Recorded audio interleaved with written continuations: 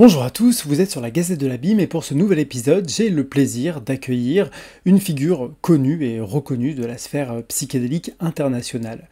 Une personne française d'ailleurs, dont on entend finalement assez peu parler en France, et c'est la raison pour laquelle j'ai eu, entre autres choses, envie de l'accueillir. Et cette personne n'est autre que Françoise Bourzat.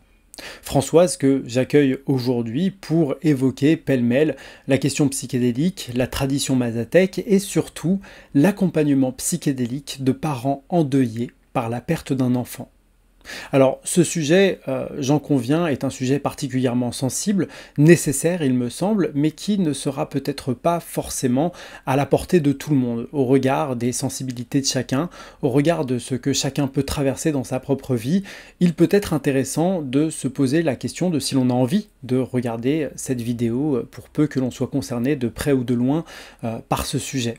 Je vous invite donc à y réfléchir peut-être le temps de cette introduction, dans la mesure où je conçois absolument, étant parent moi-même, à quel point la perte d'un enfant peut constituer l'un des événements les plus dévastateurs que l'on peut expérimenter au cours de la vie, tout simplement. Et donc, de vous inviter à prendre ce petit temps de réflexion.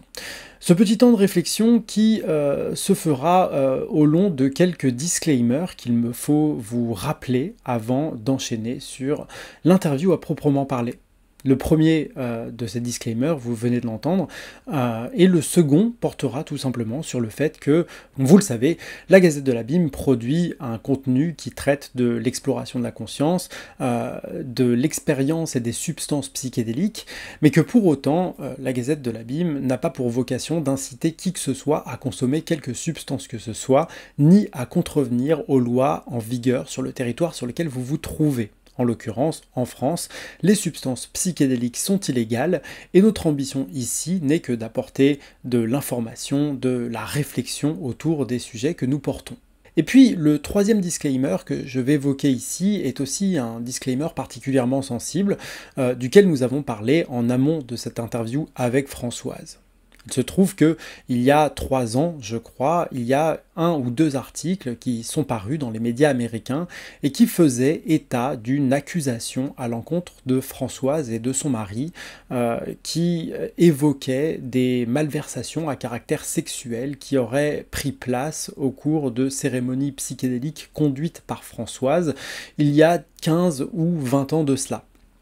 Françoise clame évidemment son innocence, mais nous avons choisi ensemble de ne pas pousser la poussière sous le tapis et de simplement statuer sur le fait que ces accusations existent.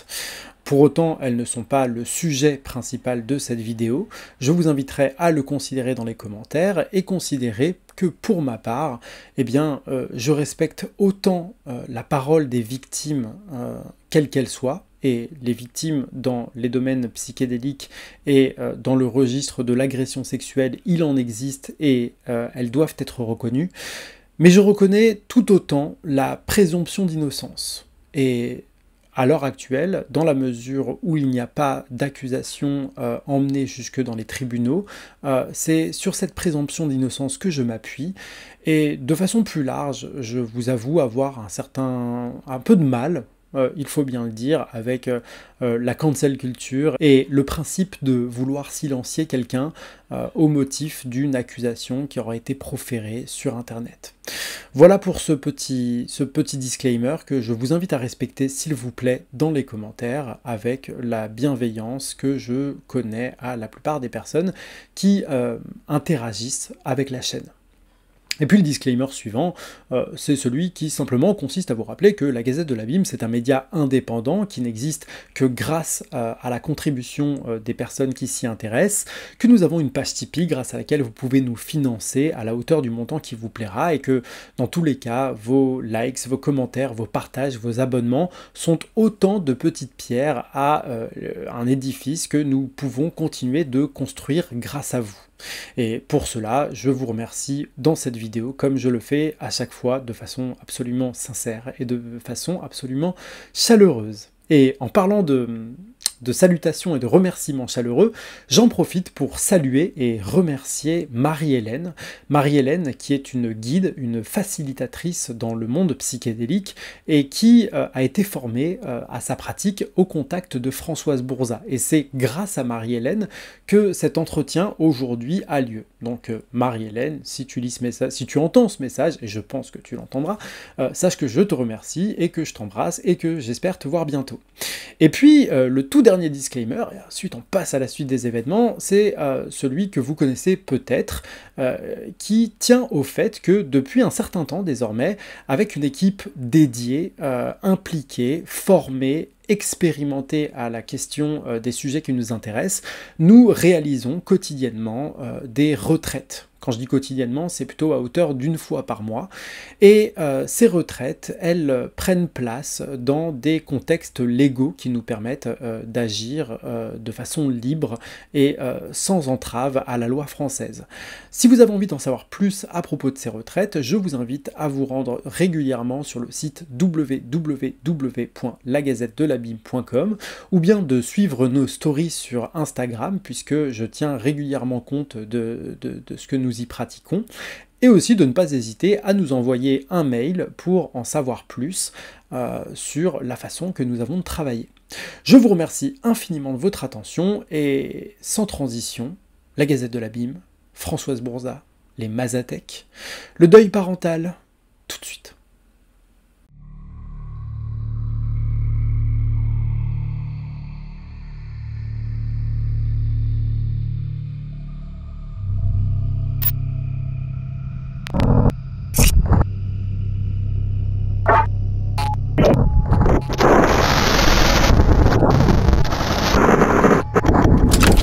Et ça tourne. Bonsoir Françoise.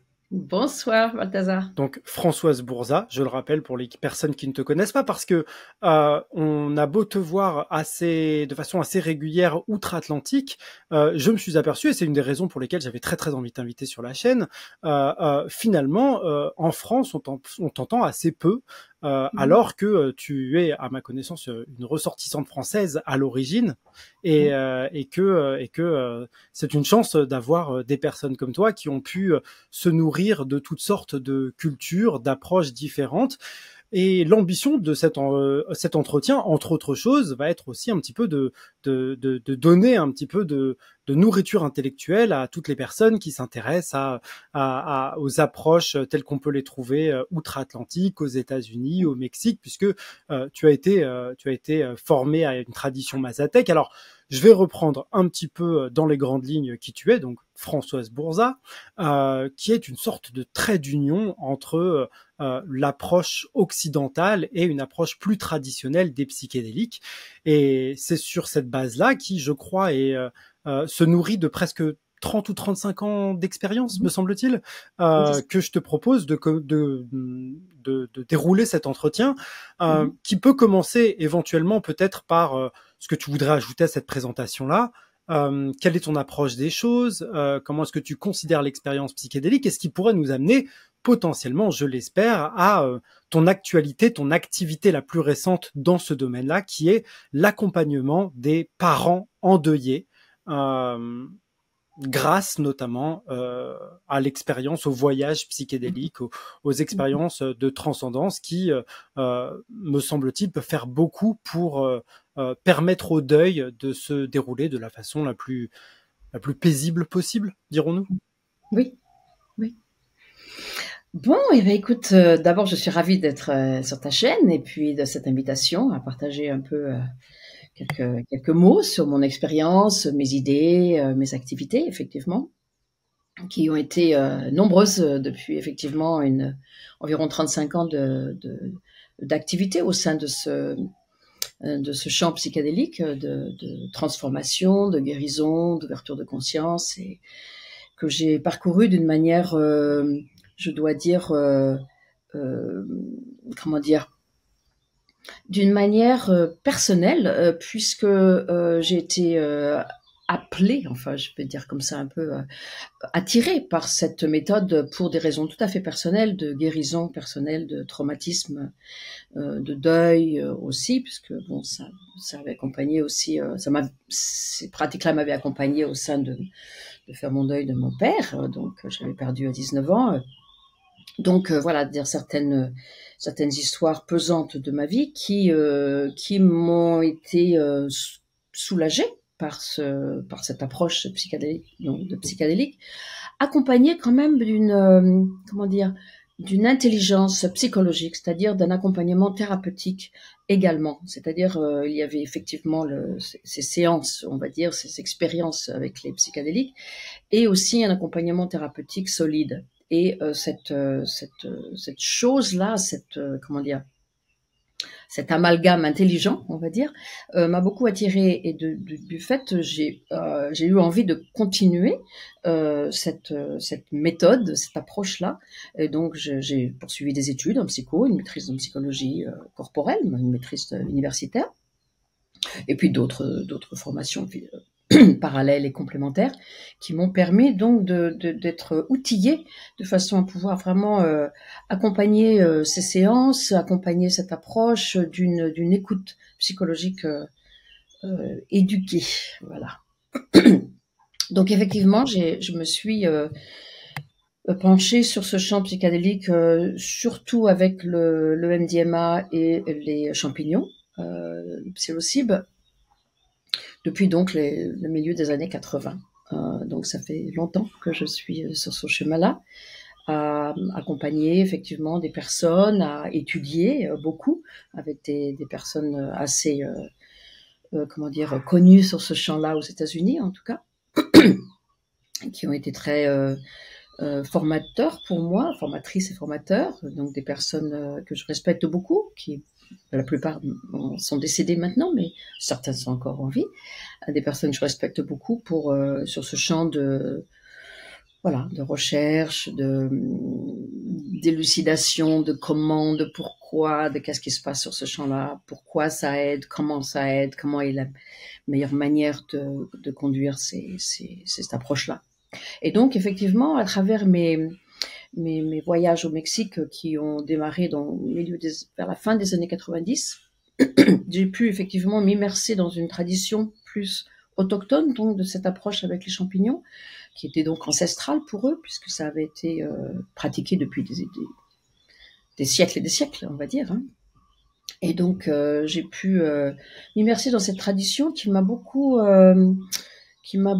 éduquée sur l'aspect, on va dire, traditionnel, qui donc est fondé moins sur la science et plus sur l'aspect spirituel de cette pratique, hein, puisque voilà, les anciens, hein, les populations autochtones ont généralement une relation avec ces pratiques, que ce soit les champignons ou d'autres dans le monde, qui est surtout évidemment intéressée à la guérison émotionnelle, mais aussi à la connexion spirituelle de la personne, hein, avec donc un monde éthérique, un monde animiste, hein, un monde chamanique, différent de ce que nous, les Occidentaux, ou les gens plus basés dans une ère moderne, pouvons suggérer par rapport à ces pratiques qui sont plus dans notre monde basées sur un intérêt de recherche médicale, on va dire, de traitement donc de maladies. Hein.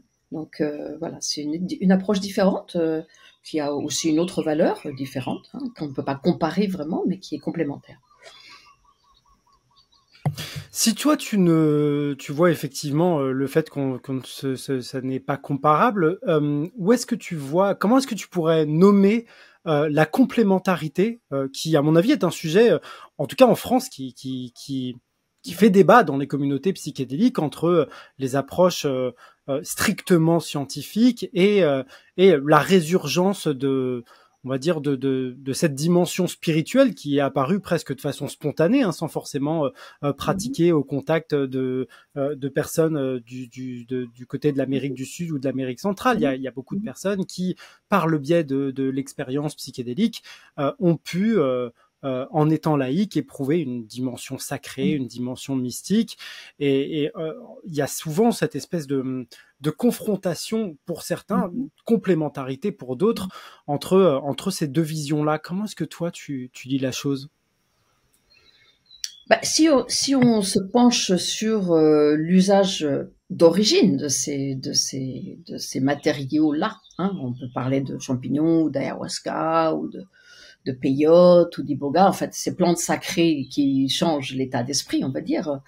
À l'origine, elles étaient pratiquées pour ce que les Mazatèques parlent. Je ne veux pas mettre des mots sur d'autres pratiques et d'autres traditions, bien sûr, mais sur une manière d'être soigné, c'est-à-dire quelle est la maladie que l'on veut traiter, quel est comment dire, le déséquilibre, on va dire, puisque une maladie finalement est un déséquilibre de notre système physique, hein, mais aussi qui peut être un déséquilibre psychique, émotionnel, qui donc après crée des maladies physiques. Hein. On connaît bien maintenant la connexion entre les deux mondes, psychique, émotionnel et physique, puisque les deux interactent profondément. Donc les traditions premières se penchent sur quelle est la manière de traiter un malaise. Alors pour eux, le malaise est de l'ordre d'une colère ou d'une tristesse ou d'un sentiment de pesanteur ou de sentiment de mal physique, c'est-à-dire de digestion ou sur le système respiratoire ou de circulation où le cœur ne va pas, et toutes ces connexions à travers ces maladies-là, pour les gens des peuples premiers, sont en fait une maladie globale. Et donc pour eux, ces pratiques, ces usages de plantes psychotropiques ont le but de rééquilibrer l'organisme, de rééquilibrer notre être d'une manière globale. Ils ne font pas tellement la différence entre notre émotionnel et notre physique. Et pour eux, souvent, ces mots-là, MAUX, sont liés aussi souvent à une déconnexion avec le monde des esprits. Alors, on est d'accord ou on n'est pas d'accord. Enfin, je veux dire, ce sont des pratiques ancestrales, voilà, qui vivent à travers les siècles. On peut avoir des discussions là-dessus. En tout cas, pour eux, c'est comme ça qu'ils voient les choses. Donc, une déconnexion spirituelle peut engendrer des maux-êtres, des mal-êtres physiques et émotionnels. Donc leur but de pratique avec ces plantes-là, avec ces champignons par exemple, est de remettre de l'équilibre, remettre de la vie, remettre de la vitalité à ces différents aspects de l'être. Donc ça peut passer par le corps, ça peut passer par l'émotionnel, ou ça peut aussi passer par le spirituel. Et comme tu le dis, effectivement, dans des séances comme ça, nous avons accès à une dimension plus abstraite, on va dire plus mystique. Hein. On peut l'appeler spirituel, on peut l'appeler mystique, on peut l'appeler archaïque, on peut l'appeler archétype, on peut l'appeler la vie de la nature aussi, peut-être, l'organisme vivant qui est la nature, qui est donc un esprit, enfin un organisme réel, quoi. Et on est plus en contact avec ces autres aspects que l'on a tendance à moins remarquer dans notre vie normale, parce que nous avons donc cet accès à travers ces modifications du système nerveux et de notre perception, nous avons accès à d'autres niveaux de perception que nous n'avons pas d'habitude. Et effectivement, ces dimensions qu'on peut appeler spirituelles, qu'on peut appeler chamaniques, qu'on peut appeler animistes, qu'on peut appeler mystiques, sont accessibles effectivement dans ces états-là, et ça contient la guérison. C'est-à-dire, ce sont des éléments de guérison. C'est pas juste oh tiens, par ailleurs j'ai un accès spirituel. Cet accès spirituel fait foncièrement partie du système de guérison global de nos êtres. C'est-à-dire une traduction occidentale qui pourrait être audible de façon laïque, ce serait une transcendance de l'ornière de la conscience ordinaire qui permet d'accéder à un état extraordinaire, élargi, voilà.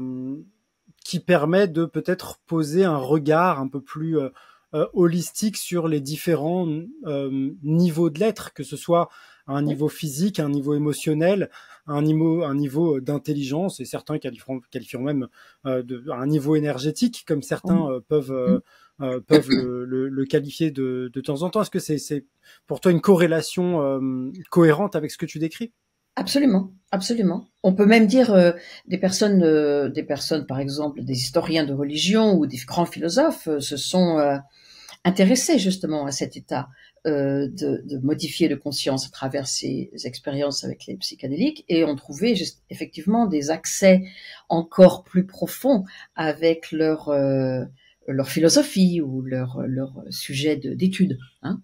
Moi, j'ai connu des professeurs de grandes universités, de Yale, de Stanford, de Harvard, des professeurs universitaires de gros calibre qui ont participé à des expériences comme ça et qui ont trouvé effectivement encore plus de profondeur et d'entendement de leur philosophie à travers ces expériences-là qu'ils avaient déjà étudiées donc profondément avec leur profession. Hein.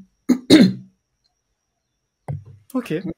Et dans le contexte qui nous intéresse et qui est l'objet de notre conversation, en tout cas un des objets de notre conversation, c'est celui de la question de ton activité la plus récente, qui est celle de l'accompagnement des parents endeuillés, généralement à la suite de la perte d'un enfant. C'est de ce cas de figure de deuil dont on parle. Comment est-ce que tu vois dans cette spécificité-là une manière par l'expérience psychédélique, je dirais pas peut-être, l'idée n'est probablement pas d'accélérer la guérison ou de régler le problème, mais plutôt peut-être de traverser le deuil avec plus de douceur, plus de compréhension, garder cette dimension mystique ou spirituel en fait qui permet de garder un lien avec l'enfant perdu. Enfin voilà, c'est une piste de début de lecture que je te propose, mais en réalité je serais curieux de savoir tout ce que tu peux avoir à dire à ce sujet-là. Oui, merci d'ouvrir ce champ d'intérêt. Effectivement, j'ai été amenée à travers mon travail à accompagner des personnes qui donc avaient des personnes avec du deuil, des personnes avec des maladies, des dépressions, des anxiétés, enfin bon, beaucoup de cas plus difficiles, on va dire, ou plus douloureux. Hein. Enfin, on a tous de la douleur, mais des cas, disons, un peu plus pesants. Hein. Et donc, à travers ces expériences-là, j'ai remarqué que les personnes qui souffraient d'un deuil, de la pesanteur du deuil, et surtout du deuil d'un enfant, je veux dire, se trouvaient aidées. Alors, l'aide est un mot qui peut couvrir beaucoup de choses. Alors, je vais un peu plus approfondir là-dessus. C'est-à-dire que les parents qui ont perdu un enfant se sentent dans un désespoir, dans une culpabilité et dans une dépression très très paralysante. C'est-à-dire que ils ne savent pas. Il est très difficile de remonter à la surface quand on tombe dans ce trou-là du deuil d'un enfant. Alors je veux dire, il y a évidemment des parents qui, à l'aide de thérapie, à l'aide de soutien de la famille, d'amis, de groupes de parole, du monde médical qui les entoure, qui remontent, je veux dire, qui remontent, qui retournent dans leur vie, qui continuent leur vie avec d'autres enfants, peut-être d'ailleurs, qui sont dans leur famille, avec d'autres rôles parentaux et familiaux, et qui donc peuvent faire face, peuvent continuer leur vie de manière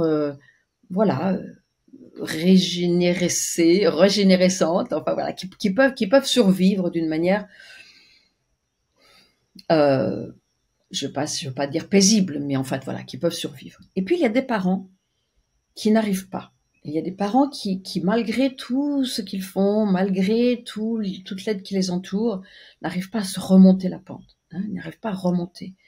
Et ils se sont penchés sur de la thérapie, ils se sont penchés sur des groupes de parole, ils ont de la famille qui les entoure, ils ont peut-être même d'autres enfants. Ils n'arrivent pas à sortir de la lourdeur, de cette espèce comment dire, de cette lourdeur qui leur colle à la peau, qui les empêche de vivre, hein, et qui les empêche non seulement de vivre, mais d'être sains. Alors, beaucoup de parents se penchent vers des addictions, donc, hein, voilà, ils commencent à boire, ils commencent à prendre des drogues, ils commencent à essayer d'échapper à cette lourdeur. Et moi, j'ai remarqué que ces séances avec ces champignons hallucinogènes, donc, hein, permettaient à ces parents plusieurs choses. Alors, je ne veux pas généraliser, je ne veux pas dire que c'est une recette qui va coller à chaque fois aux parents en deuil. Évidemment, chacun est très très différent, et beaucoup de circonstances et des éléments qui varient sur ces genres de... Je vais faire une liste, hein, mais ça ne veut pas dire que ça colle à tout le monde. La liste que je peux... C'est l'idée, histoire de donner un espèce de Voilà. panel de ce que tu peux être amené à rencontrer et ce que ton expérience t'a donné. Voilà. Alors, par exemple, une expérience assez, comment dire, je vais dire courante, hein, en mettant des guillemets, c'est la connexion avec leur enfant décédé. Et ça, les parents qui ont perdu cet enfant, l'angoisse la pire, c'est de ne plus être en contact avec cet enfant, d'avoir perdu. Alors, je me permets simplement de te couper. Donc, juste pour recontextualiser, ce que tu nous apprêtes à décrire, c'est le genre d'outcomes, le genre de produit Oui, que peut faire une expérience psychédélique avec pour intention de traiter la oui, question du deuil, le genre oui. Voilà, de produit que nous pouvons avoir au lendemain de ce voilà, genre d'expérience. voilà, D'accord. exactement. Le contenu de l'expérience qui aide les parents, c'est, par exemple, une connexion avec, alors, on peut dire, je ne sais pas quel mot dire là-dessus, mais l'esprit de l'enfant, l'âme de l'enfant, l'énergie de l'enfant, la présence de l'enfant. En tout cas, ils sont connectés avec quelque chose de leur enfant qui est donc décédé et qui leur parle.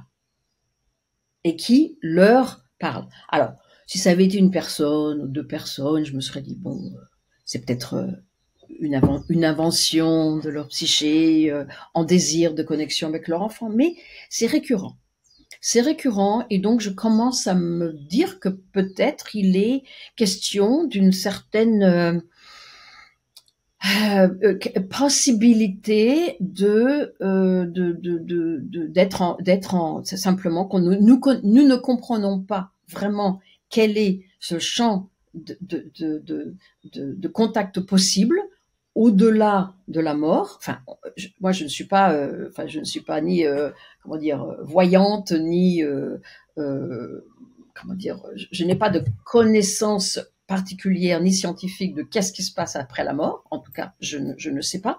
En tout cas, les résultats semblent démontrer que certains parents rentrent en contact avec leur enfant décédé, qui leur parlent et qui les invitent à continuer leur vie, qui leur disent qu'ils vont bien, qu'il n'y a pas de souci, qu'ils sont passés voilà dans une autre phase d'être, d'existence ou d'essence peut-être, et que le parent est donc voilà encouragé à continuer sa vie et qu'ils seront toujours là en contact, en présence et en disponibilité de contact. Et donc pour ces parents-là, c'est une grande réassurance. Ça les soulage d'abord de comprendre que leur enfant va bien, que leur enfant est heureux dans cet état donc d'après-vie, donc dans un état de mort, et que leur enfant leur parle et que leur enfant leur dit mais vas-y fais ta vie, moi ça va, fais ta vie, ne sois pas triste pour moi ça va bien, fais ta vie à toi, je suis là, je suis en contact avec toi, je suis toujours là. Et les parents me racontent ça. Moi j'écoute, hein, je n'ai pas de jugement, je dis pas que c'est vrai, que c'est pas vrai, j'écoute leur expérience. Mais du fait que c'est récurrent, ça commence à m'interpeller un petit peu sur comment dire, le fait que c'est une manière d'accéder à un soulagement. Alors voilà, donc ça c'est un sujet, on va dire. Un autre sujet qui apparaît dans ces séances, c'est le fait que les parents semblent, comment dire, se pardonner, c'est-à-dire faire le point à travers la manière avec laquelle ils ont été en tant que parents. Parce que les enfants qui meurent ou bien de maladie, ou bien de suicide, ou bien de overdose, les parents se sentent coupables. De toute façon, même si c'est une maladie, que les parents ne pouvaient pas imaginer, ils se sentent coupables. Qu'est-ce que j'ai pu faire dans ma grossesse? Qu'est-ce que j'ai pu faire après la naissance? Qu'est-ce que j'aurais dû faire? Comment j'ai pas pu voir les choses qui se passaient? Comment j'aurais pu faire ce traitement-là plutôt que celui-ci? Comment j'aurais pu les emmener au bout du monde pour avoir quelque chose de mieux? Enfin, la culpabilité est très très pesante. Est très pesante. Et en plus, quand c'est un suicide, alors là, les parents se sentent complètement coupables de qu'est-ce que j'ai pas interpellé, qu'est-ce que j'ai pas vu, qu'est-ce que j'ai pas écouté, qu'est-ce que j'ai pas invité de dialogue avec mon enfant. Pourquoi l'enfant s'est senti si désespéré que je n'ai pas pu être là dans une écoute, pourquoi je l'ai pas envoyé en thérapie, pourquoi j'ai fait semblant de pas entendre ou de pas voir. La culpabilité est énorme. L'usage de drogue aussi, enfin tout est source de culpabilité. Et donc dans ces séances-là, les parents se sentent, comment dire, se pardonnent, c'est-à-dire ils sentent à quel point ils ont fait le mieux qu'ils pouvaient. Ils ont vraiment, réellement fait du mieux qu'ils pouvaient.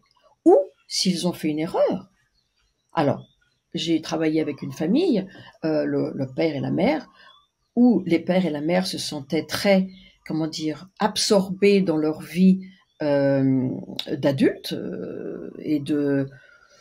avec un peu une addiction à l'alcool, enfin une espèce d'absence parentale auprès des enfants, voilà.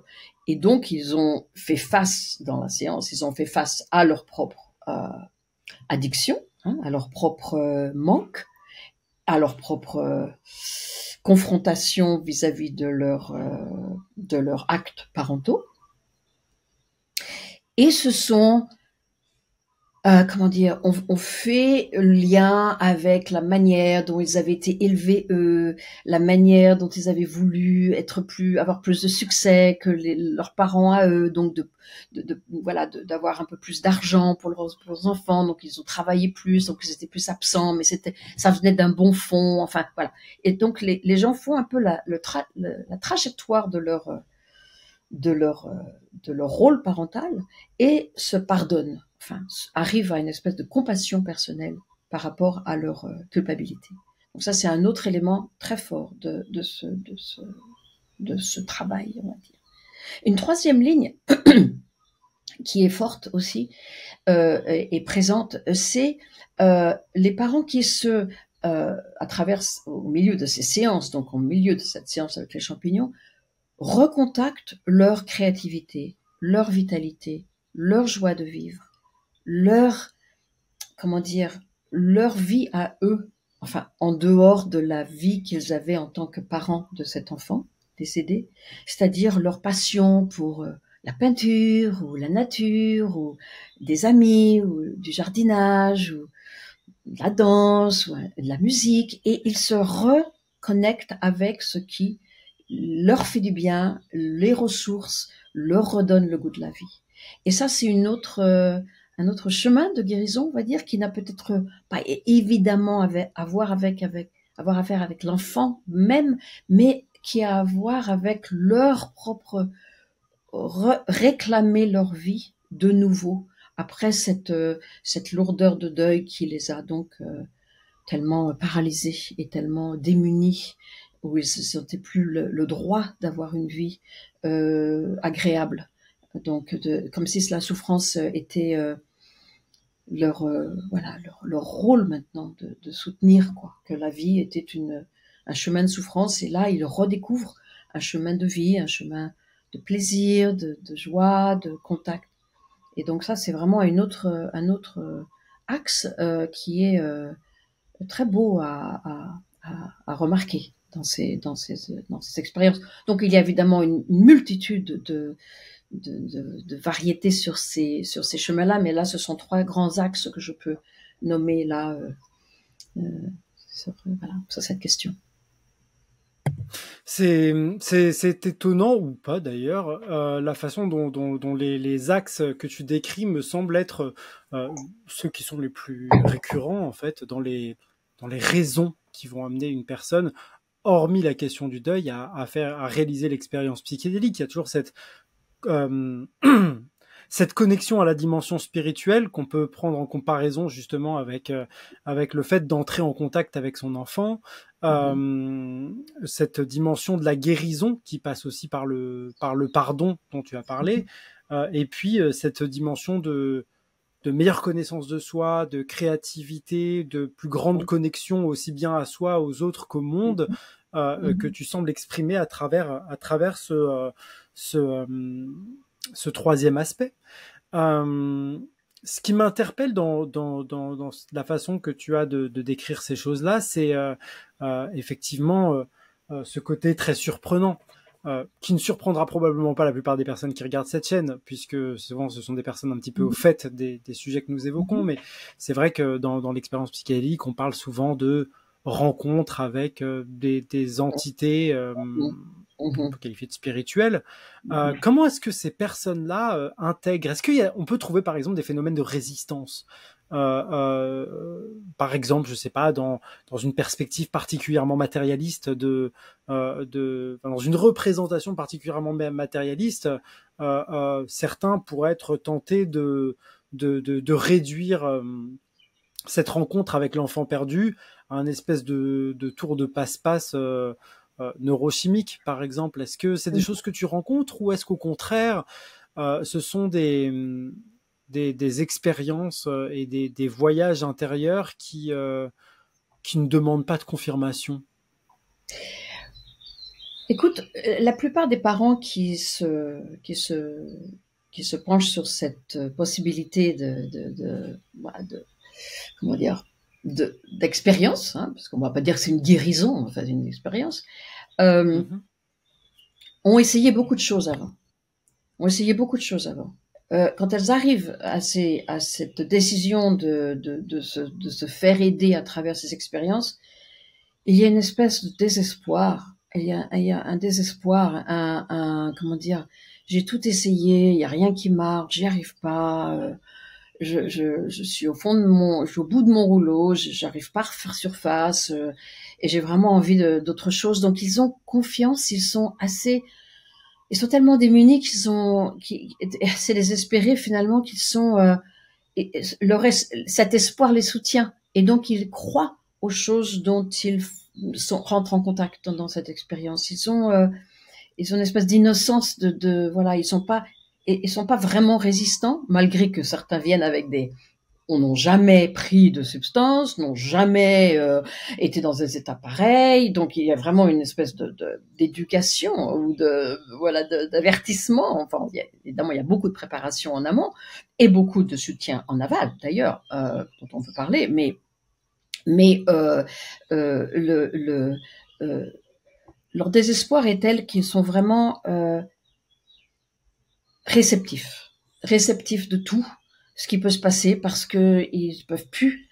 Ils sont eux-mêmes suicidaires, ils sont eux-mêmes en confrontation avec le fait qu'ils ont d'autres enfants à soutenir et qu'ils peuvent plus.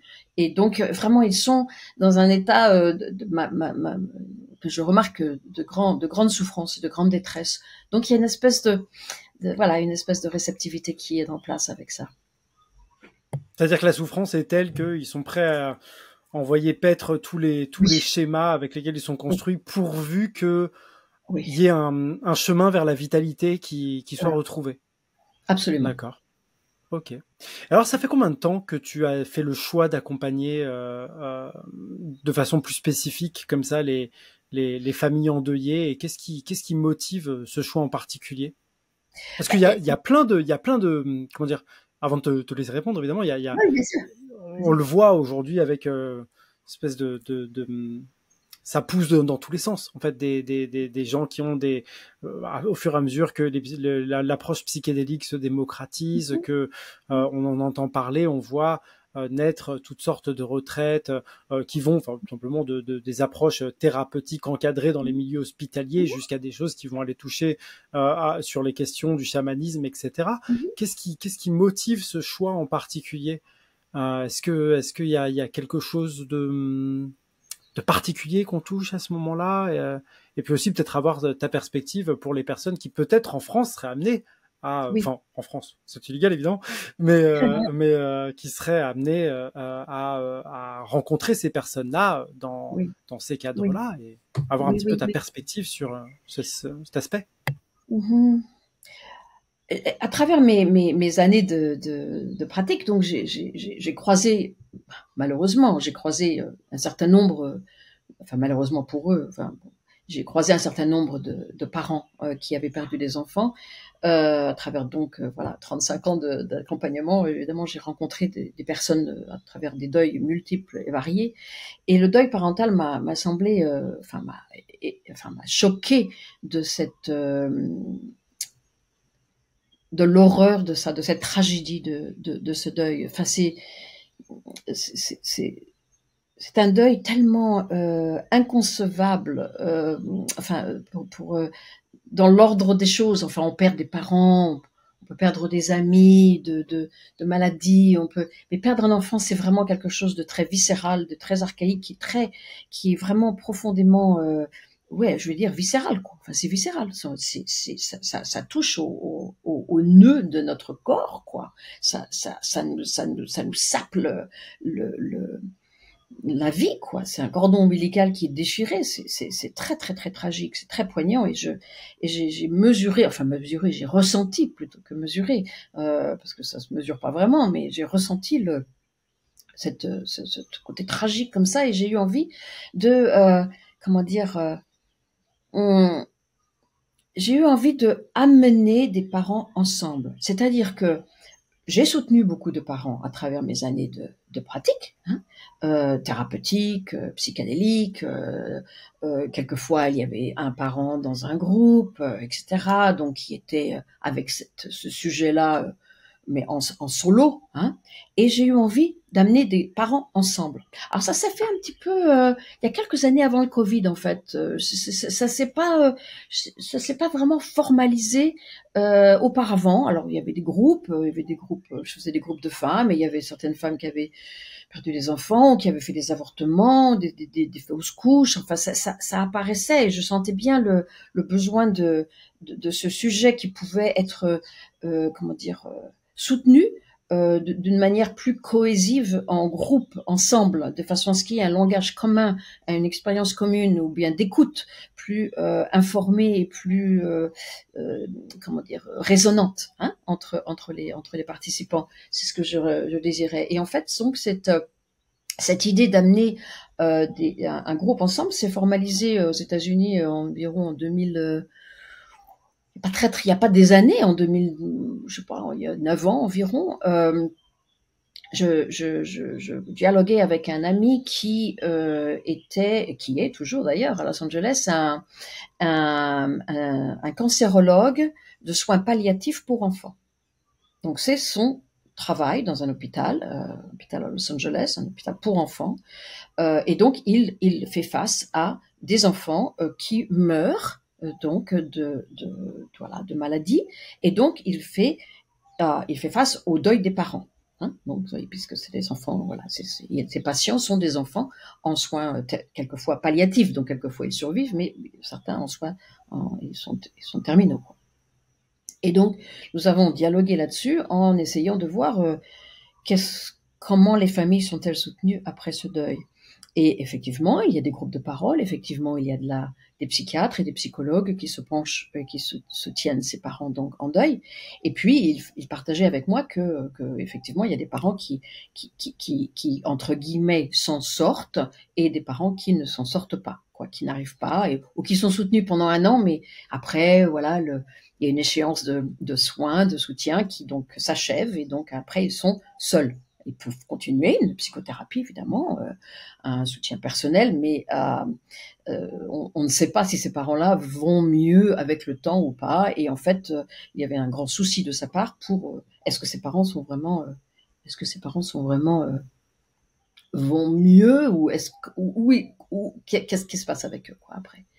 Et donc nous avons formé un groupe avec donc d'autres psychologues, d'autres médecins, d'autres guides psychédéliques donc que j'avais formés pour pouvoir créer ces séminaires donc qui se sont passés en Jamaïque, puisque la Jamaïque accueille le travail avec les champignons hallucinogènes de manière légale, un peu comme aux Pays-Bas.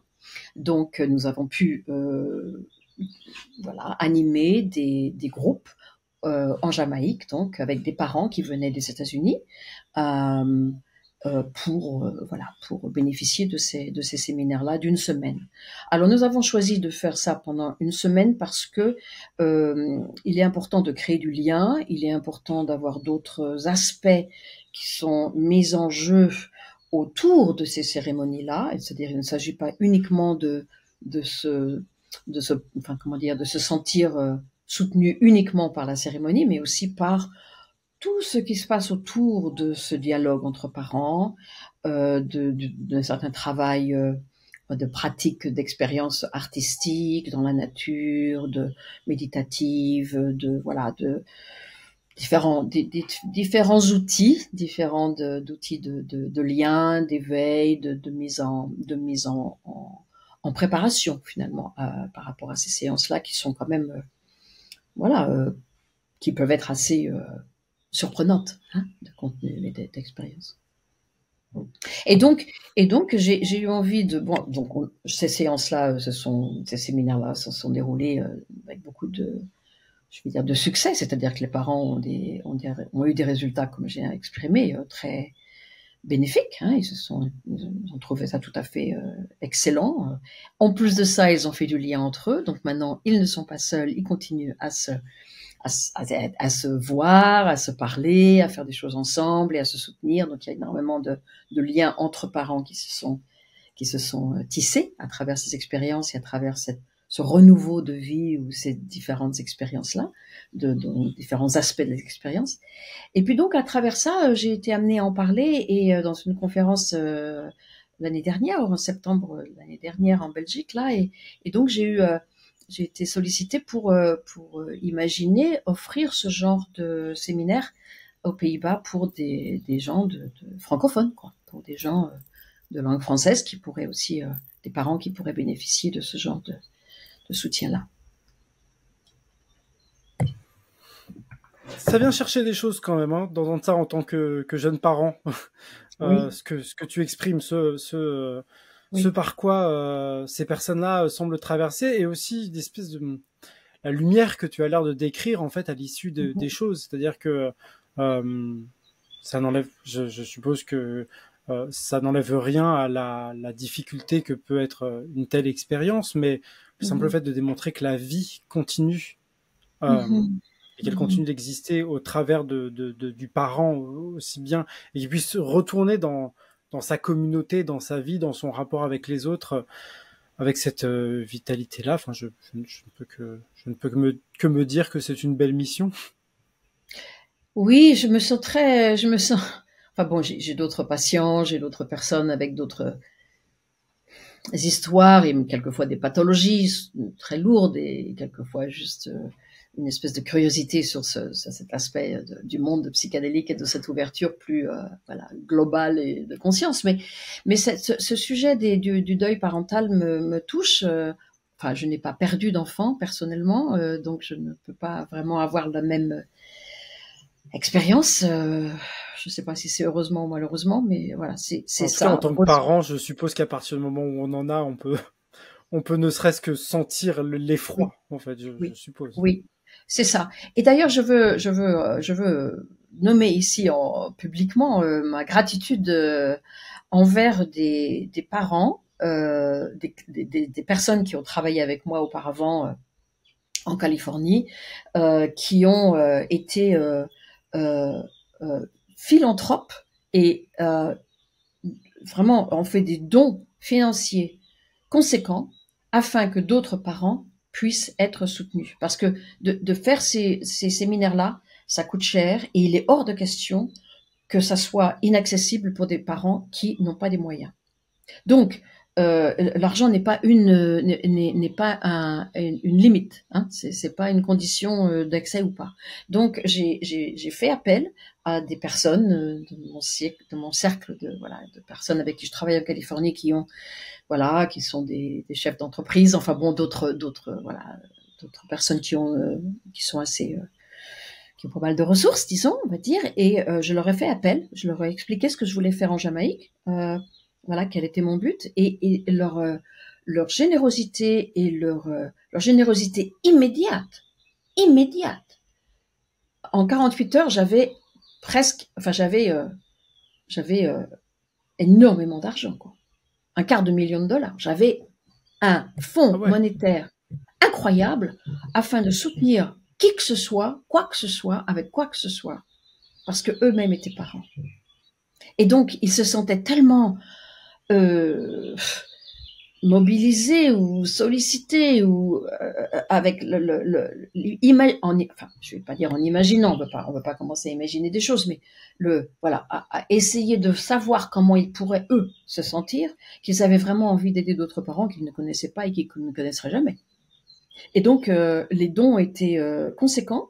Et donc je tiens en public à vraiment honorer le fait que ces séminaires-là ne sont possibles qu'avec cette solidarité entre parents. Hein, qu'on soit touché ou pas, il y a une solidarité entre parents qui m'a énormément émue et qui a ému beaucoup ces parents donc qui ont reçu ces séminaires par le soutien invisible et complètement anonyme d'autres personnes qui ont pu rendre ces expériences possibles pour eux. Et donc ce retour à la vie, cette revitalisation d'eux-mêmes. Et je les ressollicite maintenant, puisque je redémarre un projet aux Pays-Bas maintenant pour ça, pour ces séminaires-là pour le deuil. Je me retourne vers eux pour du coup leur redemander pour amener ces séminaires en Europe pour les francophones. Et je sais que je vais obtenir de l'aide pour justement soutenir les parents qui peut-être peuvent participer financièrement ou peut-être pas. En tout cas, c'est suffisamment exceptionnel pour être noté et je pense que tout le monde aura eu l'occasion de le remarquer. Donc, c'est entendu et c'est formidable. Ça m'évoque un petit peu justement ces modèles qui me semblent pas être forcément trop à l'œuvre dans le monde psychédélique, mais qu'on retrouve par exemple dans les retraites Vipassana, où les gens donnent à la mesure. Enfin, le service est gratuit et les gens donnent à la hauteur de la valeur qu'ils attribuent à l'enseignement qu'ils ont tiré. Et ce serait probablement quelque chose de profitable dans ces domaines-là, surtout que c'est vrai que ces retraites, ces cérémonies-là sont toujours assez difficilement accessibles et que si elles le deviennent par le fait que il y a des actes philanthropiques qui aillent dans ce sens-là, c'est formidable. Oui, parce que c'est vrai que de louer un endroit, d'amener une équipe encadrante, professionnelle, il y a quand même beaucoup de frais, hein, on va dire, et donc à subvenir à ces frais-là, certains parents participants peuvent payer une partie de ce qui est possible pour eux, et puis d'autres peuvent payer très peu, et donc juste arriver à l'endroit, hein, et encore, quelquefois on a dû payer des billets d'avion pour que les parents justement accèdent même à l'endroit du séminaire en Jamaïque, et donc l'argent n'est pas si des parents en deuil sont soutenus, point barre, quoi. C'est tout. C'est génial. Enfin, oui. Le fait d'être soutenu, pas le deuil, évidemment. Non, oui, bien sûr, non, mais j'entends. C'est touchant de savoir qu'il y a une solidarité entre êtres humains à travers cette grande tragédie, quoi. Ouais, et puis de s'apercevoir que ce sont des expériences suffisamment significatives, suffisamment importantes, suffisamment transformatrices pour que les personnes qui en aient les moyens soient capables de faire un don spontané dans ce sens-là. Bon, en tout cas, pour moi, c'est quelque chose que je trouve très significatif, quoi. Je voudrais te poser des questions un petit peu plus concrètes, toujours sur cet accompagnement-là. Tu as parlé tu as parlé de champignons psilocibe. Est-ce qu'on peut parler des substances que tu utilises dans ces contextes-là Mhm, déjà, parce mhm, que je ne mhm. sais pas exactement jusque dans quelle mesure on peut parler de là où tu te trouves, et puis pourquoi faire le choix de telle ou telle substance plutôt que telle ou telle autre. Alors moi je travaille avec les champignons psilocibe parce que je peux. Parce que je peux Mhm. emmener des gens au Mexique, parce que je peux emmener des gens en Jamaïque, parce que je peux emmener des gens aux Pays-Bas. Donc c'est une substance qui est possible d'usage et d'accès d'une manière légale. Alors après, il y a des personnes qui me demandent de les accompagner, qui ont leur substance, donc j'arrive chez eux, ils ont leur substance et donc je les accompagne à travers leur voyage. Bon, mais ça c'est un autre champ d'action, mais c'est toujours avec les champignons.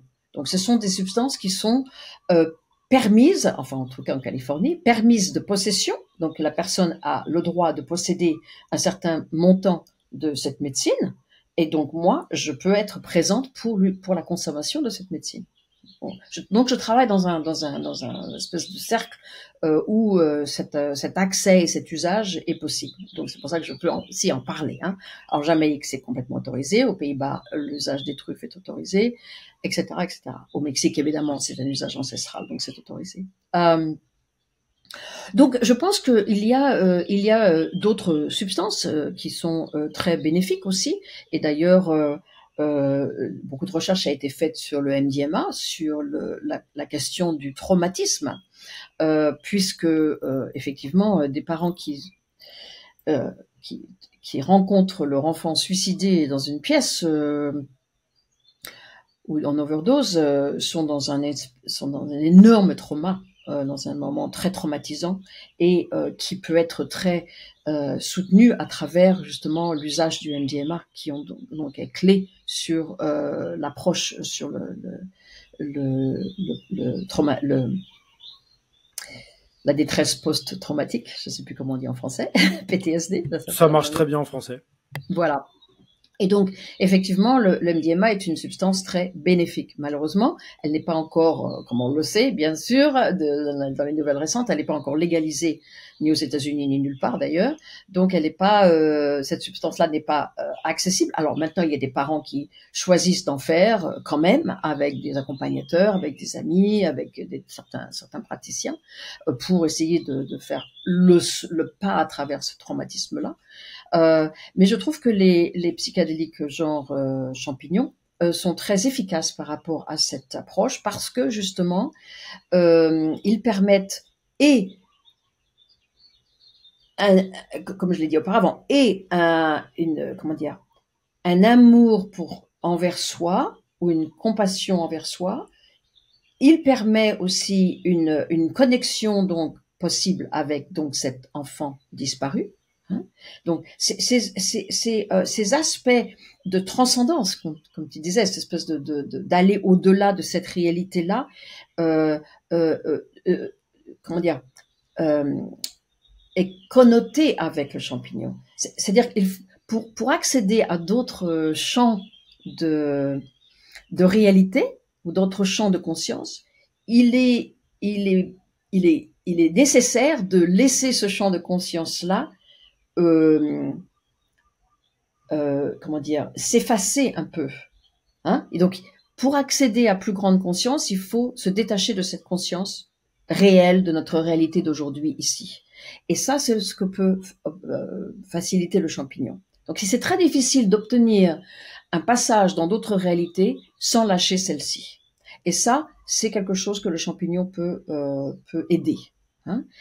Donc, je pense que c'est important de se pencher sur cet usage de champignons parce qu'il facilite cet accès à un monde plus global, plus grand, moins alourdi sur cette réalité présente ici. Donc, je pense que le champignon est un outil fort d'aide par rapport à ce sujet spécifique.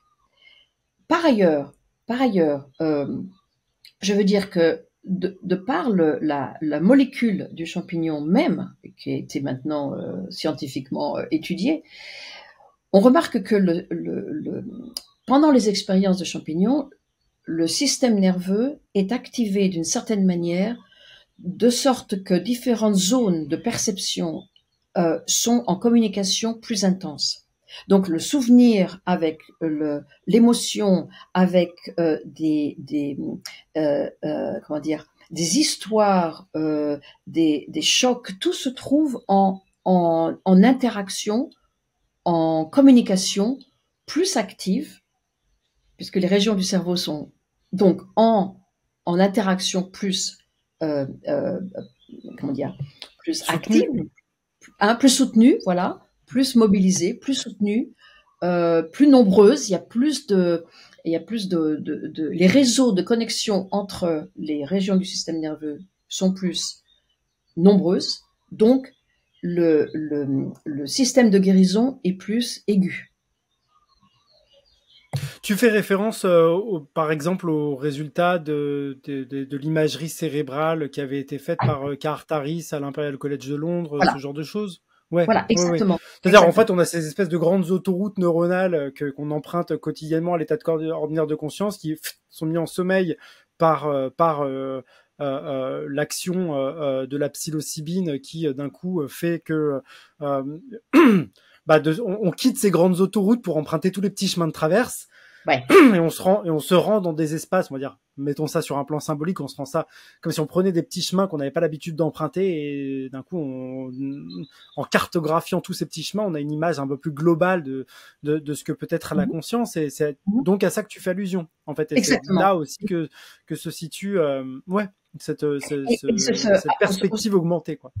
Voilà. Et ces petits chemins, tous ces petits chemins, là, tous ces petits réseaux accélérés et augmentés et optimalisés se trouvent du coup faire partie de la guérison ou de l'action guérissante des champignons sur ce traumatisme-là. Oui, parce qu'en dernier instant, c'est toujours un peu de ça dont il est question. C'est toujours quitter la petite boîte dans laquelle on se trouve pour aller au-delà de soi et aller voir un peu au-delà de soi, quelle allure peut avoir cette boîte vue d'un petit peu plus loin, etc. Pour moi, c'est. Oui. Je ne te cache pas que tu prêches un converti. Hein. Oui, non, mais je sais. Voilà. Ah bon, ça peut aider pour. Ça peut, bien sûr. Oui. Moi, ce qui m'intéressait comme question, et là, je te propose qu'on parte du principe que nous sommes tous les deux en train de communiquer sur deux bateaux différents, mais qui se trouvent chacun dans des eaux non territoriales et dans lesquelles il n'y a pas de loi impliquée, pour te poser quelques questions qui me viennent un petit peu spontanément, notamment au sujet des substances utilisées. Tu as parlé du champignon et j'ai bien compris que c'était l'action principale, enfin c'était l'outil, je crois, que tu utilises par défaut, et ça se comprend de multiples manières. Enfin voilà, c'est facilement identifiable, c'est moins connoté que il y a un background, par exemple Mazatec, qui donne une certaine noblesse, une certaine légitimité à la chose. Moi, j'ai récemment eu l'occasion de comprendre un petit peu, par exemple, des associations que je n'avais pas connues jusqu'ici, par exemple de psilocybine et de MDMA. Et c'est vrai que j'ai pu observer à quel point parfois le champignon, même si il donne accès justement à cet amour de soi, cet amour de l'autre, la compassion, etc. Mais ça s'accompagne, je trouve parfois, et ça a été d'ailleurs noté par certains psychiatres avec qui j'ai pu discuter de la question. Il y a une certaine violence parfois dans le que tu as cité d'ailleurs en parlant de revoir l'enfant suicidé ou mort, etc. Et il m'a semblé que avec l'association de la MDMA, justement, il y avait le champignon qui révélait et la MDMA qui accueillait. C'est-à-dire justement qui mettait dans un état de compassion, dans un état du réseau de la sérotonine tel que on est capable d'accueillir les choses avec beaucoup plus de douceur, avec beaucoup plus de facilité. Qu'est-ce que tu penses de ce genre d'association, hormis bien entendu toutes les limitations légales? Est-ce qu'on peut parler de ça déjà? Oui. Première question. Et si oui, qu'est-ce que tu en penses? Je suis absolument 200% d'accord avec toi. Je suis complètement d'accord avec toi. Non, mais je pense que il est tout à fait valide de commencer un travail qui qui s'adresse à un traumatisme tel que découvrir son enfant mort, il est tout à fait valable de démarrer avec une séance d'MDMA de façon à pouvoir vraiment, je veux dire, faire face au trauma lui-même, parler de ce moment-là, de le vivre, de le raconter, de le raconter avec cette perspective du MDMA, avec cette espèce de capacité entre guillemets d'accueil, enfin bon voilà, de faire avec, d'avoir une autre sensibilité, un autre comment dire, fonctionnement du système nerveux avec voilà les régions du système nerveux qui sont donc mises en sommeil de façon à pouvoir faire face au traumatisme sans l'intensité du traumatisme, sans la frayeur du traumatisme ou la panique. Donc ça cet accès-là est absolument légitime et effectivement c'est l'idéal. L'idéal, c'est de commencer avec une séance d'MDMA qui pourrait donc accueillir ou commencer un dialogue par rapport à cette perte et après faire une séance de champignons. Je pense que ça serait mieux. Moi, je préférerais séparer les deux séances, pas les faire en même temps. Faire une séance d'MDMA, voir comment la personne se trouve après coup, comment elle se réassemble avec ça, avec cette expérience-là, avec cette élaboration de ce moment, les mots qu'elle y a mis, enfin comment est l'atterrissage de ça avant de faire une autre séance de champignons. Moi, c'est comme ça que je procéderais. D'accord. Donc, c'est marrant parce que moi j'aurais pensé que assez spontanément que le champignon permettait un travail d'excavation, c'est-à-dire voilà, d'aller sortir, d'aller mettre sur scène tout ce qui se passe dans les coulisses dont on n'a peut-être pas forcément conscience. Un moment probablement peut-être un petit peu difficile, surtout dans les cas que tu exposes, et ensuite d'accueillir justement avec la MDMA pour apaiser Oui. ce rapport-là. Toi, tu verrais ça plutôt dans le sens inverse. Oui, je ferais ça en sens inverse parce que je pense que l'excavation dont tu parles peut être très difficile. Et d'ailleurs, c'est un sujet que dont je peux parler là. C'est-à-dire que du fait qu'on travaille avec du champignon, parce que c'est ça qui est possible, c'est pas facile parce que d'aller directement dans les couches profondes de nos êtres où il y a énormément de frayeur, où il y a énormément d'horreur, où il y a énormément de souffrance qu'on n'a peut-être pas pu vraiment faire face, ou juste c'est un peu, enfin comment dire, enterré. Enfin, c'est donc compliqué. Et dans les séminaires que j'anime, nous avons deux séances. Une séance est à petite dose de champignons pour justement apprivoiser le fait que la champignon ouvre des zones, adoucit les limites, les bordures, commence à rentrer un petit peu pour que les gens s'habituent. C'est un peu comme apprivoiser l'espace. Et après, ils font une deuxième séance. Ils ont été très informés sur la possibilité d'aller très profondément, etc. Et donc, ça peut être, ça a besoin d'énormément d'accompagnement de façon à ce qu'ils se sentent soutenus au moment de l'excavation. Hein, parce que l'excavation, c'est pas facile. Et donc là, ils sont soutenus. Mais donc, il faut y aller progressivement. Et moi, dans l'idéal, je ferai un MDMA avant pour les orienter dans un système, dans un système d'excavation et dans une expérience où ils sont dans un état modifié de conscience, parce que rappelons-nous, il y a des personnes qui n'ont jamais fait de trucs comme ça. Donc, le MDMA est quand même plus dans cette réalité ici maintenant. Hein, notre structure d'ego est encore intacte, donc nous avons quand même la capacité d'être en dialogue avec quelqu'un. Nous ne sommes pas avec un masque sur les yeux à l'intérieur de nous-mêmes. Nous sommes en dialogue thérapeutique, donc de soutien en tant qu'être humain. Donc la compassion et l'amour et enfin le soutien, la présence humaine est immédiate. Donc ça, c'est vraiment quelque chose qui nourrit, qui soutient, qui permet une ouverture. Avec cette explication, cette manière de dire, de mettre des mots sur ce qui est très difficile. Et moi, je trouve que le MDMA en amont, enfin en préparation, en première étape, est très utile. Hein. Et après, aller dans l'excavation plus profonde des mondes plus souterrains, des mondes plus transcendants, des mondes plus mystiques et spirituels. Mais de faire face à cet énorme choc, et c'est pas facile de faire face au choc avec le champignon en direct. Donc ça demande énormément d'entrée et d'accompagnement très très très très soutenu pendant la séance parce que c'est pas facile. Malheureusement, on est Oui, obligé parce de que faire. j'imagine. Pardon. Vas-y, vas-y. Non, oui, c'est parce que j'imagine effectivement que dans des cadres comme ceux que tu accompagnes, euh, enfin, ces événements de vie doivent favoriser des voyages intérieurs certainement plus engageants que on va dire, des problèmes un peu plus de surface. Oui. Ah oui, Ouais. c'est confrontant. Enfin, ça amène à des zones. C'est quand même une souffrance qui amène à des réflexions, des choses fondamentales de vie, de relations, d'enfance,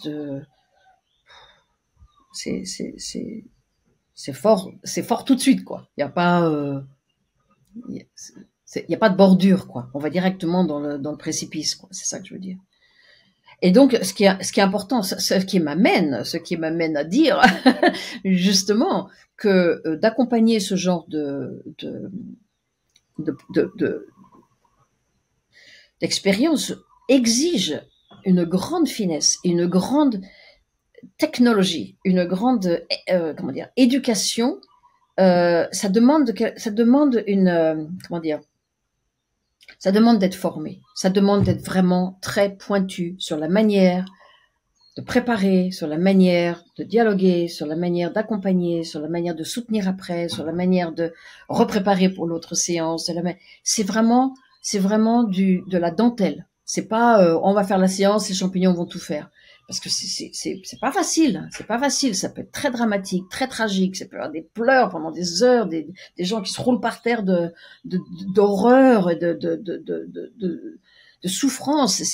Ça peut être très très très intense. Donc il faut que les accompagnateurs, enfin, les accompagnants soient très très très formés là-dessus.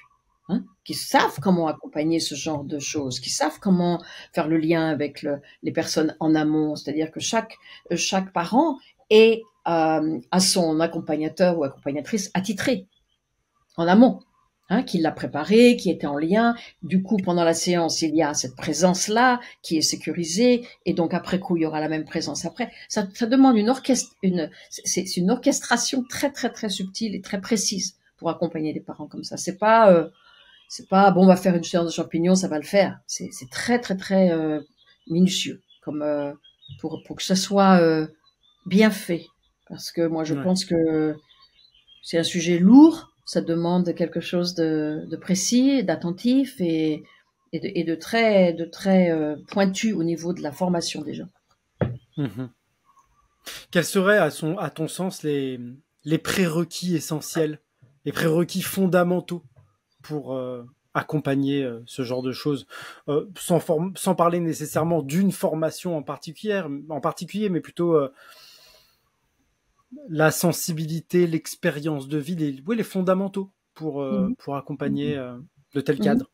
Mhm. Bah, pour moi, la première nécessité, c'est que les personnes, enfin, les accompagnants soient euh, éduqués et eux-mêmes et elles-mêmes l'expérience du monde de psychédélique. Hein. Quelle est cette expérience? Oui, mais tu sais, je veux dire, il y a certaines personnes enfin, au niveau des formations qui se font un peu partout, certaines personnes sont amenées à faire des formations sans nécessairement avoir pris beaucoup de substances eux-mêmes ou elles-mêmes. Les Ah, je savais personnes, pas ce qu'il y avait, je sais pas ce que mon expression de visage a dit, mais pour moi c'est évident. c'est évident. Donc, Oui, non, mais c'est pour ça. oui, oui, C'était voilà. évident, mais en même temps, je suis d'accord avec toi. Mais en même temps, je dis ça parce que je connais certaines formations aux États-Unis dont les thérapeutes intéressés, en fait, sont pas intéressés à prendre de la substance. Ils sont juste intéressés à traiter des personnes, des patients Mhm. qui peuvent en bénéficier. Ils ont confiance dans la recherche, mais ils ont pas nécessairement été plongés dans la Ils n'ont marmite, pas comme on l'expérience dit. directe. Ouais. Oui, c'est ça, Oui, bah, exactement. c'est Ils ont pas. un peu comme les anesthésistes qui donnent de la kétamine sans forcément avoir été Exactement. formés sur le. Oui, oui, bien sûr. bien sûr. comment ça fait, quoi, quelle est l'expérience. Donc, ils savent pas tellement accompagner tout ça. C'est exactement la même chose. Voilà. Donc, enfin, on peut dire que dans le monde des psychédéliques, la plupart des gens attirés sur ce champ-là ont une certaine résonance personnelle, mais c'est peut-être pas, faut pas généraliser non plus. Enfin bref, la première condition, donc, pour moi, c'est que les personnes, effectivement, aient de l'expérience personnelle là-dessus. Et, enfin, à travers leurs expériences personnelles, au travers de ces séances avec les psychédéliques, ils aient aussi peut-être touché un deuil. Alors, toucher un deuil, ça ne veut pas dire nécessairement un deuil d'enfant. Évidemment, s'ils ont touché ça, comme un certain collègue aux États-Unis qui fait partie de l'équipe, bon, il a touché ça et par la perte de son fils et à travers son travail avec les psychédéliques, il a pu remarquer ce qui s'était passé pour lui au niveau du soulagement, etc. Donc, il est évidemment très convaincu et très capable d'accompagner. Mais souvent aussi, enfin, tous nous avons du deuil. Nos grands-parents, nos parents, des amis, des gens de notre entourage qui nous sont chers et qui meurent, hein, ou des gens même nos enseignants ou des philosophes, des gens de notre voilà. Donc, quelle est notre relation avec la perte? C'est-à-dire, comment avons-nous ressenti, avons-nous vécu une perte à l'intérieur d'une expérience avec les champignons? Comment c'était pour nous ce moment-là? Qu'est-ce qu'on a remarqué? Qu'est-ce qu'on a touché? Qu'est-ce qu'on a transformé? Comment est-ce qu'on s'est allégé, ou comment est-ce qu'on a transmuté cette énergie de douleur et de pesanteur sur quelque chose finalement qui est de l'ordre de la compassion et de l'acceptance, hein? Donc voilà, donc je fais appel à ce genre de monde. Et puis aussi, il y a des gens, ce qui est important aussi, c'est que les personnes qui accompagnent soient, je vais dire, aient une certaine intelligence thérapeutique, c'est-à-dire comment accompagner l'autre, comment écouter, comment ne pas conseiller nécessairement, malgré qu'il y a beaucoup de conseils aussi qui peuvent être accompagnés sur ces genres d'expériences, mais quelle est la manière d'écoute, quelle est la manière de faire que les gens peuvent se partager. Il y a toute une formation thérapeutique qui est importante. Et je mettrai surtout l'accent sur une formation thérapeutique qui inclut le corporel, parce que finalement, toutes ces douleurs-là sont vécues dans notre corps. C'est très viscéral, comme je disais au début. La perte d'un enfant, c'est quelque chose de tellement viscéral qu'il est important aussi que le thérapeute soit éduqué d'une psychocorporelle, de façon à pouvoir respirer, ressentir, peut-être voilà, accéder à des manières de faire avec le corps, hein. Donc que les gens qui accompagnent soient formés sur la psychocorpo, quoi.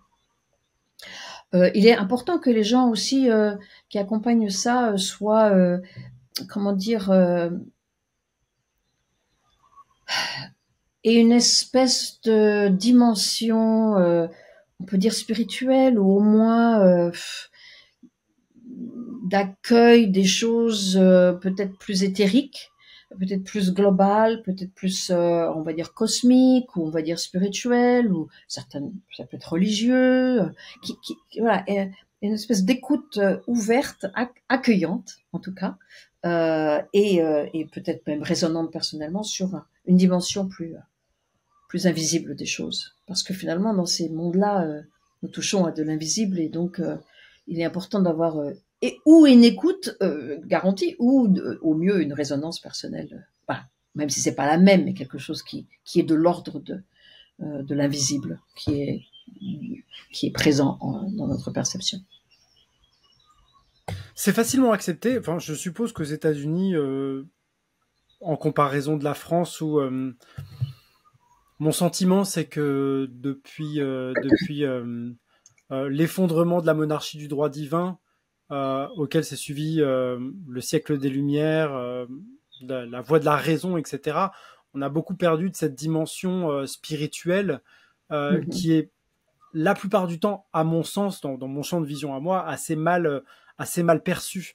On assimile souvent cette connexion au spirituel, à l'invisible, par défaut à des démarches sectaires, des démarches un petit peu gourouistiques. Comment c'est perçu dans ton cadre à toi, dans les pays dans lesquels tu opères, est-ce qu'il y a une plus de souplesse vis-à-vis de Oui, cette perception-là? oui, je crois qu'il y a plus de souplesse. En tout cas, aux États-Unis, le, le numéro un de l'article de la Constitution, c'est qu'on a le droit on a le droit de prier comme on veut. C'est le numéro un, c'est le numéro un de la Constitution américaine. On a le droit de prier comme on veut. C'est-à-dire que on a le droit d'aller à l'église, on a le droit d'aller au temple, à la mosquée, on a le droit de prier devant l'océan, on a le droit de prier à la terre, on a le droit de prier avec des pratiques animistes, on a le droit de prier en méditation, on a le droit de prier. Enfin, tout est autorisé. C'est le numéro, c'est le dicton numéro un de la Constitution américaine. Donc ça, c'est vraiment une chose importante qui est respectée, c'est-à-dire on a le droit de faire ce qu'on veut au niveau spirituel. C'est notre propriété, notre intérieur est régit la manière dont nous allons prier et personne ne peut nous dire comment prier. Donc ça, c'est vraiment... Ça facilite les choses.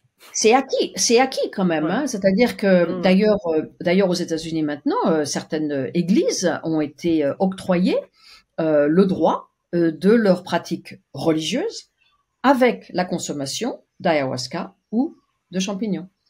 Tu fais référence à Uno di Vegetal et Santo Daime? Oui, et aussi une autre... Je ne sais pas s'ils sont actifs aux États-Unis d'ailleurs. Oui. Et avec aussi, il y a une église, l'église de l'Aigle et du Condor, qui vient d'être octroyée le droit de pratiquer avec l'ayahuasca aux États-Unis, en tant qu'église. Et puis il y a des églises qui ont le droit de pratiquer avec du champignon, parce que c'est intéressant d'avoir ce. Pardon. Est un sacrement d'une pratique spirituelle d'une église. Voilà, les gens s'inscrivent en tant qu'église et réclament le droit d'avoir leur pratique religieuse qui inclut un sacrement qui est donc quelque chose comme le champignon. Et ça s'appelle RAFRA, c'est une loi américaine qui est donc je sais plus comment ça veut dire. Enfin, c'est le droit de pratiquer une religion aux États-Unis.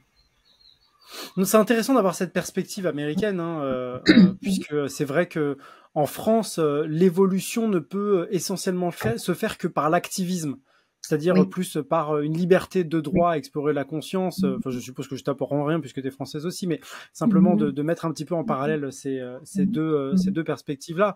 Nous avons fondé avec quelques autres personnes assez actives dans ces milieux-là une antenne de l'association américaine Decriminalize Nature en France, qui a justement pour but de mettre un peu en lumière cette dimension spirituelle, précisément parce que c'est quelque chose qui bloque encore.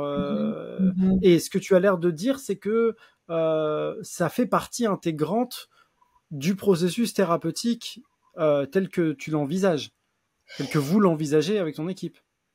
Oui, c'est-à-dire que de toute façon, au niveau de ces pratiques ancestrales de ces substances aux quatre coins du monde, hein, elles parlent toutes d'une connexion spirituelle de façon à aider notre corporel et notre émotionnel. C'est un alignement. On peut pas séparer l'esprit. Enfin, le côté spirituel n'est pas amputé de notre équilibre global. On ne peut être en équilibre global par rapport à ces pratiques anciennes. Hein, on parle de ces philosophies anciennes. On ne peut pas être en équilibre, comme j'ai dit au début, si on n'a pas notre corps, notre émotionnel et notre spirituel en alignement. Et si on sort le spirituel de l'équation, on ne peut pas établir un équilibre. Notre spirituel est complètement indispensable à notre équilibre global.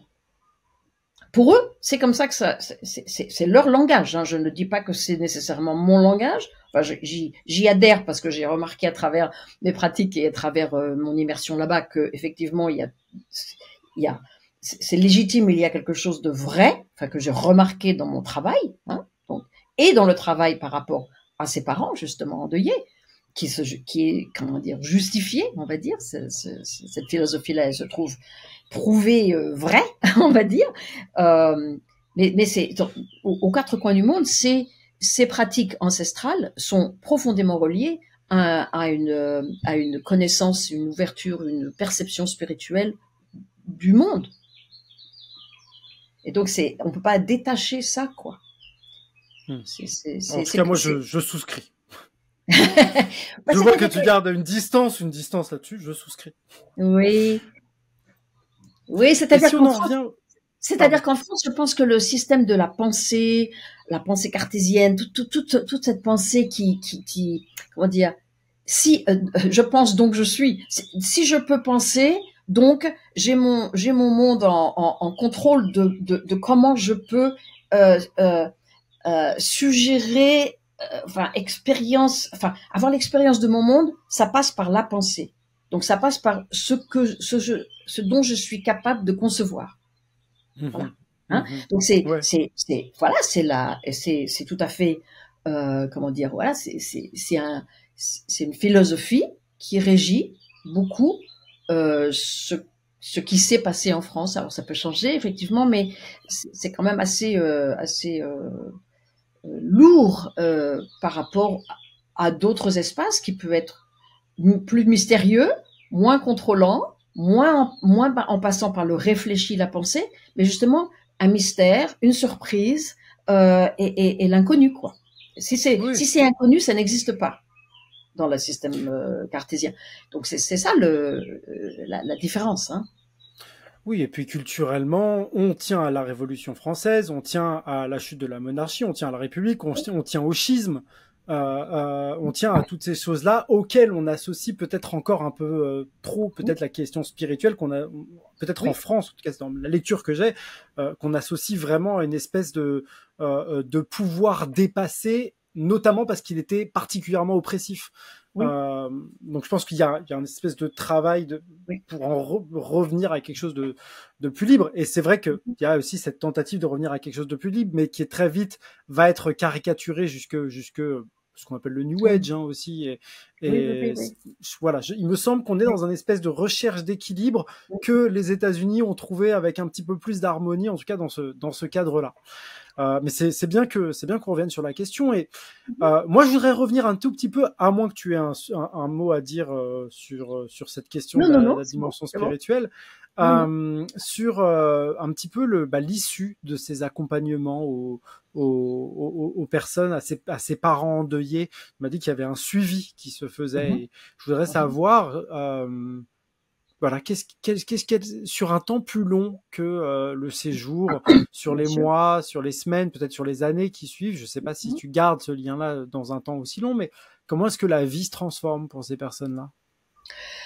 Oui, alors la réponse courte, c'est oui, la vie se transforme pour ces personnes-là. Les personnes ont été en contact avec, donc, comme je le disais, en amont, avec les personnes qui les accompagnaient à travers ce séminaire, qui les a soutenus pendant le séminaire, et individuellement, et dans l'accompagnement de groupe, et qui les a suivis après le séminaire. Alors après le séminaire, nous avons des entretiens, chaque parent a des entretiens individuels avec leur accompagnant, qui donc continue de les soutenir pendant environ 2 mois. Alors chaque parent est en thérapie. Chaque parent a un psychothérapeute, je ne sais pas comment on les appelle, mais enfin bon, quelqu'un qui les soutient dans leur vie. On peut pas prendre en charge la santé morale, mentale et spirituelle de quelqu'un pendant des années après, quoi. Donc, on leur demande d'être dans un travail personnel de toute façon au sein de ce séminaire, enfin, en bordure de ce séminaire. Et puis, l'accompagnant donc les soutient individuellement pendant environ 2 mois après le séminaire. Les parents en groupe, nous avons des zooms, enfin des rassemblements parce que chacun est un peu dans différents endroits où les parents donc continuent à se voir en groupe avec donc les accompagnants. Donc on se retrouve environ 3 fois en Zoom comme ça pendant 2 heures environ. Et puis après, on Les parents, évidemment, restent en contact et restent en contact encore des années plus tard. Ils restent en contact ensemble. Ça forge des amitiés fortes. Et alors il y a une famille, je sais que ce couple dont j'avais parlé n'est pas resté en contact avec les autres, mais ils sont entrés en contact avec d'autres parents sur la côte est des États-Unis où ils habitent assez proches. Ils ont recréé des liens avec d'autres parents qui voilà, donc chacun fait en sorte d'être soutenu et dans son travail personnel et avec son accompagnant et entre parents entre eux. Et en fait, je suis encore en contact avec quelques mères, dont 3, dont je me souviens très bien. Donc voilà, je suis en contact avec elles et on s'écrit, et on s'envoie des petits mails et quand elles sont par chez moi, elles viennent me voir ou on fait un déjeuner et des années plus tard, donc leur vie est complètement transformée. Enfin, leur mariage est sauvé, parce que ça, quelquefois, ça fait des énormes lourdeurs dans un mariage, hein, enfin bon, c'est des tragédies, évidemment, au niveau du couple. Et donc, voilà, ils me racontent que, voilà, ils revoyagent, ou il y en a une, elle a recommencé à travailler, elle était malade, elle avait pris beaucoup de poids parce qu'elle était très déprimée, donc elle a fait beaucoup de choses pour retourner à sa vitalité, voilà, sa créativité. Enfin, leur vie a changé et elles se trouvent, elles survivent avec leur tristesse d'avoir perdu leur enfant, mais leur joie de vivre est revenue. C'est-à-dire, le deuil ne s'efface jamais. Ce n'est pas une maladie. On ne guérit pas du deuil. C'est pas quelque chose à effacer. C'est quelque chose à vivre avec. Donc, ils vivent avec leur deuil comme quelque chose qui les accompagne, mais qui ne les alourdit pas. Ce n'est plus quelque chose de lourd, de pesant, avec l'horreur, c'est quelque chose, voilà, c'est le chemin fait avec cet enfant qui s'est achevé et qui continue quand même avec eux-mêmes et aussi leurs autres enfants, parce que c'est des familles où il y a d'autres enfants aussi, hein, donc à être avec. On ne peut pas non plus abandonner les autres enfants parce qu'un est mort, hein, donc il y a aussi ce renouveau de joie avec les autres enfants qui est là, quoi. Donc effectivement, voilà, les résultats sont, disons, probants, hein, des années plus tard. Bah, ma foi, si tu as, à moins que tu aies des choses à ajouter, il me semble que c'est une très très belle conclusion à tout ce sujet que peut-être la question du deuil et de la façon dont l'expérience psychédélique puisse servir ce passage-là. Est-ce qu'il y a des choses que tu as envie d'ajouter, sur lesquelles tu auras envie d'apporter une précision? Non, pas vraiment. Non, non, je suis ravie d'avoir pu en parler, d'avoir pu décliner un peu ça plus en détail ici avec toi, voilà, de l'exprimer, que les gens soient informés, peut-être de dédramatiser ou comment dire, enfin, j'espère que les gens peuvent entendre que c'est un moyen prudent, hein, avec prudence et avec préparation, mais que ça sera un moyen de soutien. Donc voilà, j'espère que ça peut faire un chemin d'espoir pour les gens, voilà, qui souffrent de ça. En tout cas, ça aurait été une conversation passionnante. Ben, Je te remercie beaucoup d'avoir accepté mon invitation. ouais. Et puis, eh bien, je te propose de clôturer. Je Merci. te remercie encore et j'espère à bientôt, Françoise. Merci, Balthazar. À bientôt. À bientôt.